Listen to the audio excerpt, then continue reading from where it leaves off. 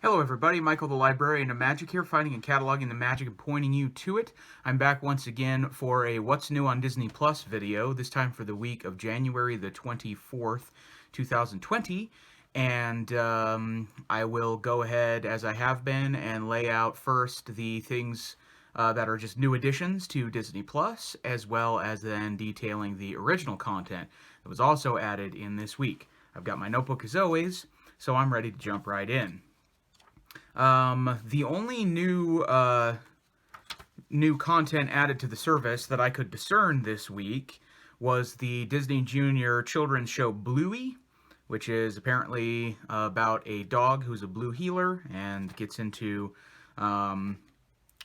shenanigans that are aimed at the youngest viewers. So if you or your children might be already fans of Bluey or interested in that, season 1 of Bluey is on Disney Plus this week, starting this week. And then the original content that was added this week looks like there was a batch of what I perceive to be, and from everything I've read, to be some season finales for many of the shows. I will let you know as I go through here which ones I think are ended as far as I know, and which ones are maybe still going. First up, Pick of the Litter. This episode was called Together at Last, and I do believe this is a season finale for this for this show. At the beginning of the show, they show, or in the last episode, they paired up the three dogs who had sort of graduated to class with prospective clients. One of those people, Kendall, who was matched up with the dog Tartan, as they were going through their sort of 2-week, getting used to each other session, it sort of came to light that Kendall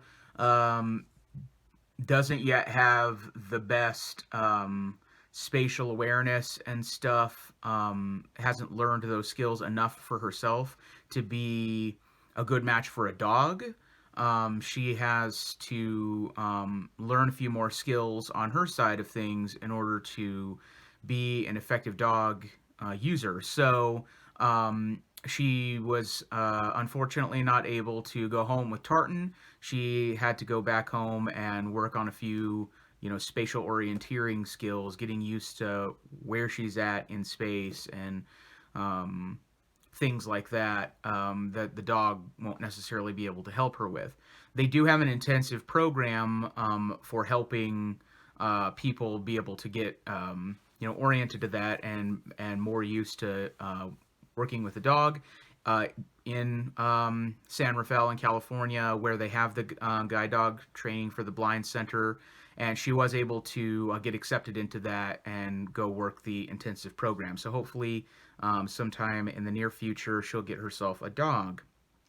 Pacino, who a couple episodes ago went to do some work with a master trainer and try to get those last few skills that he was lacking, just really wasn't able to do it, really wasn't able to overcome some of his sort of attention things, and they had to career change him. And there was a segment where they showed that he was actually just adopted as a pet by his puppy trainer family there in California. So they showed a reunion there, and he was able to go back with the people who trained him as a puppy, and they just took him in as a pet. Amara, when she left the breeding program that she wasn't accepted into, she did go through guide dog training and went through all the steps necessary. She will become a guide dog at some point. They sort of had her thing at the end of the episode that she's going to be eventually matched with another person. Tartan ended up being matched with a new person, a junior college student, a junior in college at Chico State in California. And that was a really successful match. This was a young woman who had was born with glaucoma and has near total blindness and vision impairment issues as a result, and has been wanting a guide dog for a really long time. And now that she's a lot more independent and stuff, she has more of a need for it in college. And Tartan was a perfect fit for her, and it looks like they're going to be doing really well. Claire was on a girl that or a woman who was paired with her third seeing eye dog. Um, uh, Her third guide dog. Um, I'm sorry, I lost my train of thought. Wow. She works in Washington D.C. on Capitol Hill, and she was also successful. This being her third go round, and they showed some great shots of her back in Washington with Tulane, and it looks like they're working out together as a match. And then the most touching one for me was Paco being paired with Eva, who has developed vision impairment issues much later in life, and has just really been wanting to get a guide dog to not have to walk around with a cane anymore and be able to have a little bit more independence. And she was just very um, moved and empowered by the whole process of getting a guide dog. And Paco is just a perfect dog for her and her family. And it was just really and the puppy trainer family who trained Paco in the first place were also very great people who were excited to be part of the process and excited for Eva to get her dog. And they had a nice moment together. They had this moment during the graduation ceremonies where the puppy trainer families could meet the people who their dogs were eventually going to be with, and it was a really nice segment and a way to close the show. So much so, in fact, that I think this episode and maybe a little bit of the last episode raised the profile of the show overall for me. This was by no means a failure of a show. It wasn't like a total F or anything like that, but it was kind of hovering in D territory for me in that it routinely underperformed my expectations for it. But this last episode, I think, really kind of averaged the show out to me for like a C plus or B minus. That it was kind of a above average show at times, and essentially an average show, above average and below average most of the time, sort of averaging it out as a average show. So yeah, it's like a C plus for me. It was okay. It was nice to see it wrapped up in a pleasant way, and the best parts of the show were, you know, seeing the people eventually get their dogs and you know, get that extra level of independence and stuff like that. So that was what I assumed to be the final episode of the season or series for Pick of the Litter. Sorry, that was meandering. That was weird. I just lost my train of thought midway, but it happens, right? Um, I just prefer to sort of leave some of my foibles on camera because it's, you know, that's what happens to people.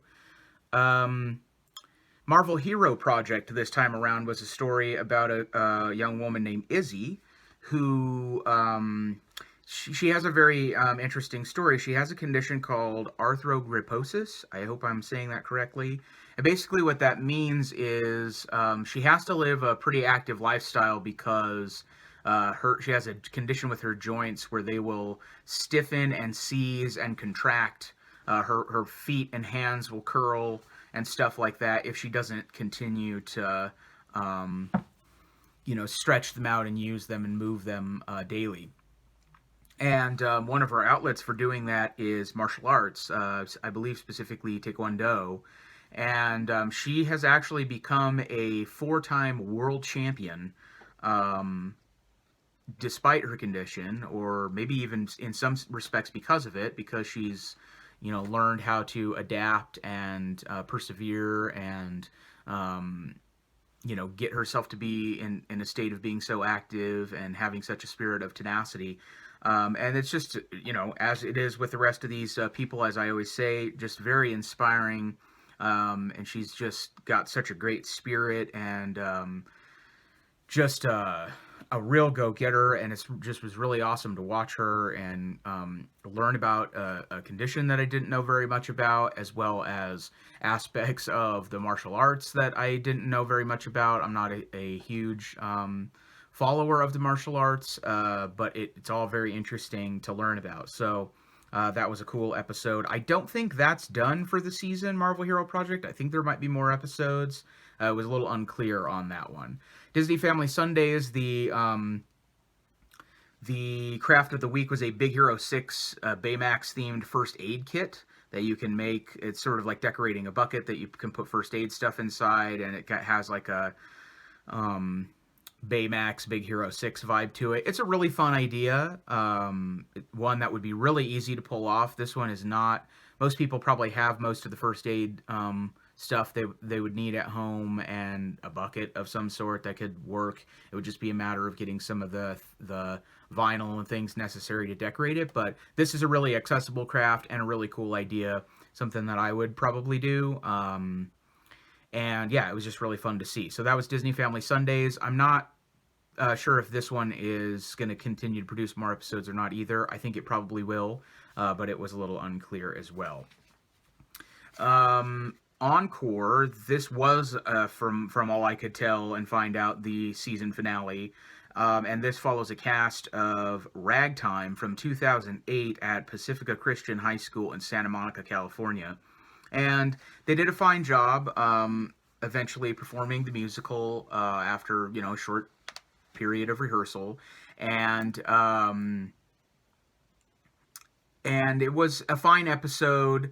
I don't know if it was the right episode to end on. It wasn't the strongest note to end on. I felt like if they had ended the season on Anything Goes rather than Ragtime, it would have been a little bit more of a stronger finish for the season. But Ragtime, was fine. It's a really fun musical. It highlights individual performers really nicely, and everybody did a pretty decent job, including some people who didn't have very much musical ability, but just sort of, had the bravery and tenacity to give it their best try. There was some weird personality stuff in this one. There was a woman named Chelsea, who is a pop singer of sorts that goes by Chelsko, who I'm not super familiar with Chelsko's songs or work. I think she was also on a reality show for a little bit of time or something like that. I'm not 100% sure about her whole background, but she's definitely got a personality. She's trying to build a brand. Everybody in the school knows her by Chelsea, but she wants to be known as Chelsko because that's her brand, and she wants to, she's branding herself as a pop star or something, and all of that stuff is a little, I don't know, distracting or annoying. She's not like a super... One of the things that I really appreciate about this show is if this were some other type of reality show, they probably would have taken her career and personality and branding and everything that she's trying to accomplish and turn that into a major source of friction. And they only mildly do that in this. They have at one point, the director sits down with her and just says, "Hey, I need you to, think more harder about the character, take some of this stuff more seriously, and et cetera, et cetera." And she takes to it just fine. And probably in other reality shows, they probably would have drummed that up as like, cause friction there, rebel, don't listen to what she says, all that kind of stuff, the way they produce those. And in this, they didn't. So I really appreciate that. They just sort of let her be who she is, and she did fine. She had a couple of missteps in the show and stuff like that. She played Harry Houdini, but all in all, she did a good job. She had to hang upside down in a wire harness and stuff like that, which she had never done before. So you have to kind of give her a little bit of credit for trying to work through something that she never did before. And that's the same with a lot of the people that were in the cast. So there were some interesting personalities at play, like I said, and ultimately it didn't end up being the strongest episode of the show. I really do truly think that Anything Goes from last week's episode really was, and that would have been the strongest episode to end on. But this one was fine. There were some great moments, and there were a few touching songs and stuff like that, and yeah, it was, if this is the last episode of the season, which I think it is, all in all, it was a very interesting show that had a lot of great moments throughout, and I did enjoy it overall. The World According to Jeff Goldblum, this also looked like the season finale, and in this episode, Jeff investigates the world of jewelry. He wants to know, why we like it so much, just like the rest of the things, and the various subcultures within. And there are a lot of interesting things. One of the points that he highlights, which I thought was a very interesting notion that would be interesting to read more about. I haven't seen any of the research or anything like that, but he brings up the point that there is, at least we theorize that anthropologists and scientists theorize that we are attracted to jewelry and things that sparkle because we're evolutionarily hardwired or conditioned to be attracted to sparkly things because of our need to seek out water for survival and the fact that water sparkles. That's an interesting theory. Like I said, I don't know the details of the anthropological research or evolutionary research on the stuff like that, but it does sound like an interesting, somewhat plausible theory at first blush. But then also he investigates these subcultures of jewelry. He goes to a LGBTQ festival in New Orleans called Southern Decadence. He goes to an Indian wedding in New Jersey, where also another tidbit that I didn't know, which makes a ton of sense but is very interesting. Indian weddings last like for a week, or sometimes longer, and they're very the people that are participating in the wedding are very adorned with jewels and flowers, and there's all kinds of symbolism and meaning in that. But there's so many bangles and jewels and gold that in weddings, and because there are over 10 million Indian weddings in the world every year, Indian weddings alone affect the price of the global gold market because of the amount of weddings there are and the gold used therein. And I thought that was very interesting to see. He also goes to, there's a guy called Johnny Dang that I wasn't that familiar with, but if you are a fan of jewelry, custom jewelry, especially in the hip hop world of bling and ice and all that stuff, you may have heard of him and his jewelry outfit before. They claim to be pretty much the inventors of grills. They were the first people to put diamonds in grills, jewelry for your teeth. And they're, this guy Johnny Dang is like the king of the grills, and he has all of these molds of all these famous people because they go to him for their grills. So he has this huge chest where it shows all of these template molds for like Beyonce and Jay-Z, Justin Bieber. I mean, he's got everybody in there for anything that they might need for custom grill mouthpiece situations. And Jeff Goldblum sort of investigates that and then eventually gets a custom set, which at the end of the episode he has these gold mouthpiece grills that are interesting. And yeah, so it was just kind of a cool investigation on that. It was a great season, very interesting topics, as well as, of course, Jeff Goldblum's inimitable style. And that was really enjoyable to me throughout. So it was a fun episode and a really fun season. The One Day at Disney short for the week was highlighting a person called Esty Meza, who works as the sort of head organizer of Lucasfilm events. He works for Lucasfilm basically whenever they need events set up to interface with fans and things like that. He's the guy.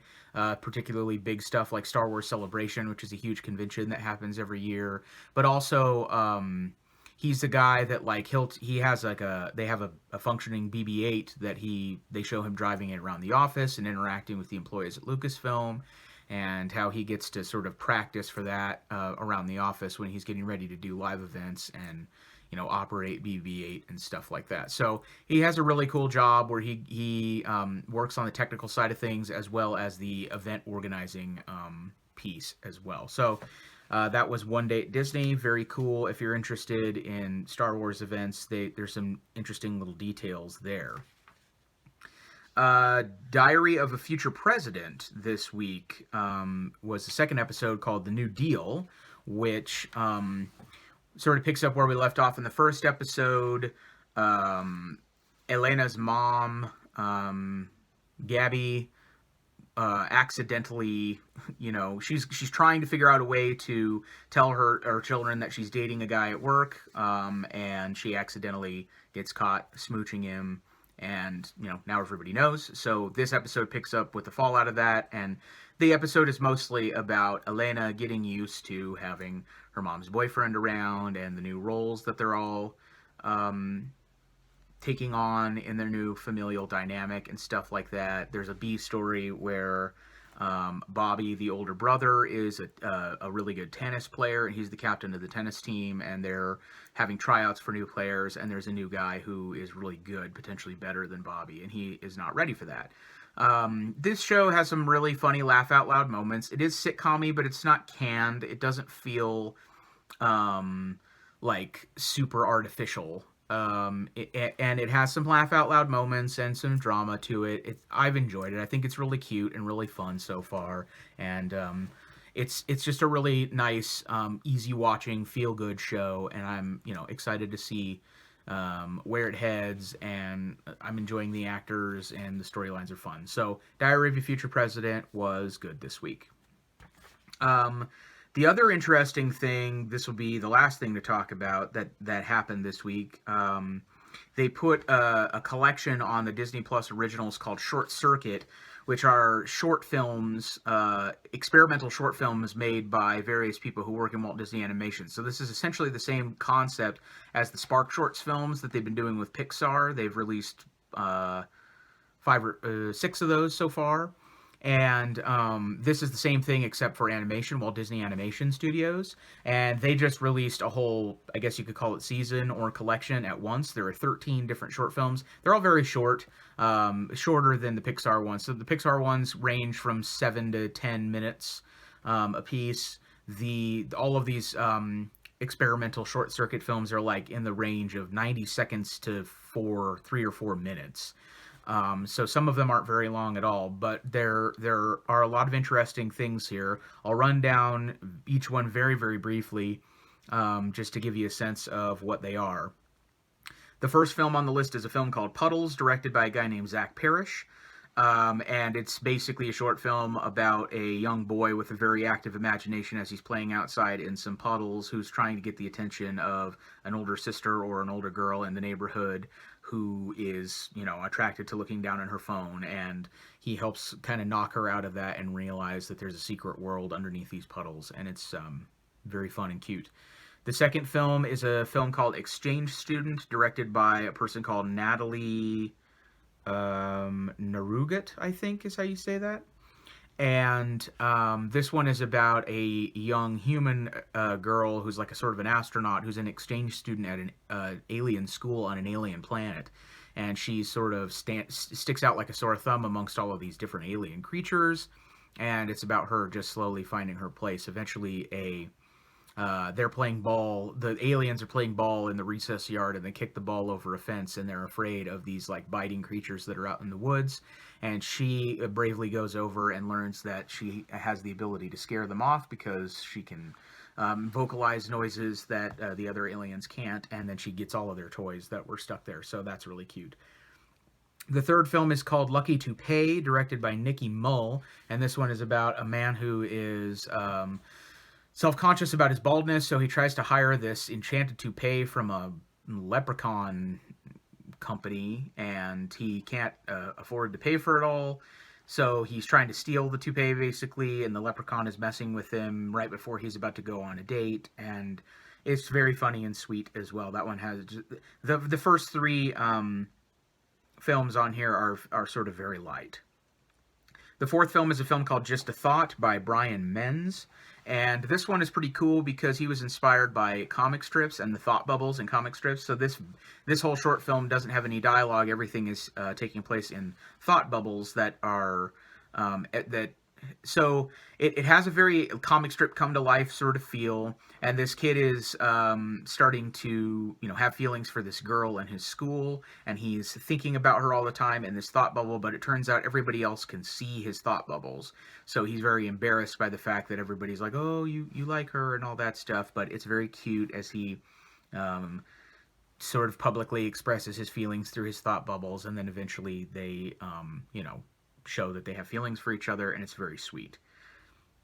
The fifth film on the list is a film called Cycles, directed by a person called Jeff Gibson, and this one was by far the most impactful for me. I was really knocked for a loop by this short film. I thought it was wonderful and extremely moving.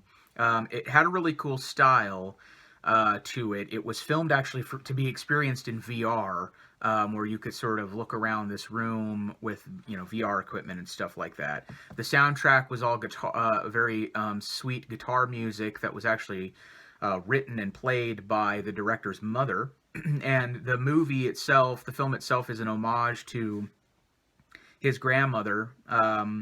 Who they, the family had to have a very difficult conversation one day about grandma going to live in assisted living and not being able to live in her home anymore, and things like that. And this is a very, very moving film about, it just sort of circulates around this room in her home, and it takes you through flashbacks of the whole life that she and her husband had lived in this house, the whole life that they lived together, all the way leading up to the time that she has to leave. And it's very emotionally impactful. It's a really well done short film. That's Cycles. The sixth film is a film called Lightning in a Bottle, directed by Virgilio John Aquino, and this is about sort of the sense of discovery and wonder, trying to be inspired by like those 80s Spielberg films, those kinds of things. And it's just about a young boy who is trying to capture lightning in a bottle for a science experiment, and he is successful, and fun things happen. The seventh film is a film called The Race, directed by a person named Terry Maves, and this one is sort of a lighthearted look at living to the fullest before death catches up with you. It's about a person racing a bicycle race, and death is behind him, trying to catch up with him, and is like killing all these people basically along the way as he tries to catch up with this guy all the way to the finish line. And eventually he has a chance to catch up with him, and death decides not to take it. But it's really just a sweet short meditation on living life to the fullest. The eighth film is a short film called Hair Jitsu, directed by Brian Estrada. This one is kind of fun. He was inspired by I think a girl in his family or a friend who had really long hair that their parents had never cut, and they were wondering what it would be like the first time they ever tried to cut it or take her to get it cut. And he combined that experiential idea with having grown up really inspired by kung fu movies, like Bruce Lee movies and stuff. And so this is a really fun stylized version of this girl going to try to get her long haircut, and then she imagines that her hair is having this like ninjutsu fight with a barber and stuff. And it's a really fun take on a child getting a haircut. The ninth film is a really short film. It's only 90 seconds long, called Downtown, directed by Kendra Vandervliet. And this one, she was inspired by all of the great murals and artwork in downtown Los Angeles. And it's a really fun film that just sort of inspires a feeling or a vibe. The whole film is just a person walking around in sort of a drab, colorless, shadowy world. And then this color being just sort of pops up around him and starts taking him around and spreading color everywhere in their film. And it's not really so much what it's about as the feeling that it evokes, and it's sort of a fun animated way of tapping into that feeling that seeing the artwork downtown in Los Angeles would give to you. The 10th film is a film called Jinghua. I don't think I'm saying that right, but anybody who speaks Mandarin that might be watching these, I'm trying my best. Thanks for giving me a break. It roughly translates to Flower in the Mirror, directed by Johnny Nguyen. And this is a really interesting film. He was inspired by a really hard time that he went through. He lost both of his grandparents and a cousin in a very short period of time, as he was, during the time that he was trying to develop a very personal short film about his heritage, his Chinese heritage, and where he comes from, and all of those sorts of things. And this turned into just sort of a very powerful, meditative film, a short film on sort of his connection with Chinese ancestry and Chinese tradition, and this the struggle of people, and all, it's another one of those pieces that's very evocative in feeling more than it is in plot, and it's very beautifully, and the animation style is almost sort of like the sort of Chinese brush calligraphy style of drawing, and it's extremely beautiful, and also highly evocative. The 11th film is a film called Zenith, directed by Jennifer Stratton. And this one, she was sort of inspired by those orchestral segments in movies like Fantasia. And this is no different. It's sort of a constellation of a buck that's come to life and is trotting across the skies. And it's set to highly orchestral music. And it's just sort of beautiful to watch, sort of like watching a segment from Fantasia. The 12th film is a film called Elephant in the Room, directed by Brian Scott, and this one is about a boy who basically, I think they're in India or somewhere in Southeast Asia. He brings an elephant home, and it's a working animal, and he uses it to cart around bananas and stuff. They have like a banana farm, and he bonds with the elephant and sleeps with it and whatever. But then one day, this huge herd of elephants comes tromping out of the forest, and it's time for the baby elephant to find where he belongs and go back into the jungles with this group of elephants. The little boy decides to let him go, and it's also a really nice, sweet little film about that. The final film is a film called Fetch, directed by Mitch Council, and this is another one that I really liked a lot. It's a very imaginative piece. It's about a girl who's going out into a forest to try to find her pet that she knows is there. She wants to go play fetch, and she keeps calling for him, and then you find out in the back half of the short film that her pet is this imaginary creature that comes out and starts playing with her, and it's very, very sweet and really well animated, and it's a nice work of imagination and imaginative play. So those are the films there. Rough sketch of the films there in the Short Circuit collection. They were all great. I highly recommend Cycles of the entire batch if you're just trying to pick one out to watch. If you want to watch something that's more lighthearted and fun and imaginative, I would recommend Fetch and maybe Puddles. But they're all great. They all have something to recommend. Or if you're somebody who just is interested in watching different creative drawing and animating and animated processes, all of these are different. They all have different styles, and it's just kind of cool to sit down and watch them. They're not very long. It'll take you, maybe a little over an hour to get through the whole batch. Each one is introduced by the directors, so you get to see a little bit of the thought process that went into them, and where they're coming from creatively, what they were trying to do. So that's all very interesting. And yeah, it's a really fun collection. So that's also new on Disney Plus this week, Short Circuit. So that really kind of does it for this week of what's new on Disney Plus. Thanks as always for watching these. Thanks for liking, commenting, and subscribing. And until the next one, I will see you for the next batch next week when there's some new things to talk about. So until then, have a good week. I hope it's excellent, and I'll see you in the next one. Bye-bye.